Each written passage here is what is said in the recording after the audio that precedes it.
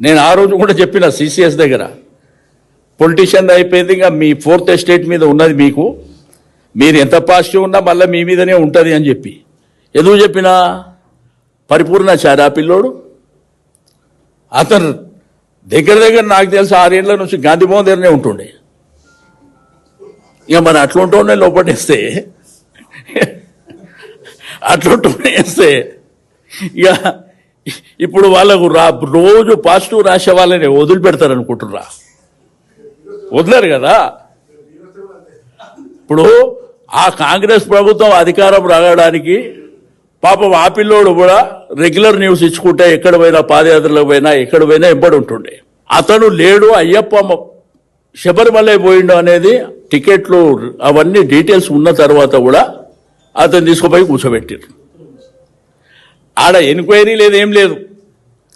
ఆ రోజంట హాలిడేనంట. సాయంత్రం కరెక్ట్ 4 గంటలకు 5 గంటలకు అతన్ని ఎంక్వైరీ చేసి పంపించేసిరంట. ఆడ ఎంక్వైరీ చేయడానికి ఎవరు లేనేలేడు.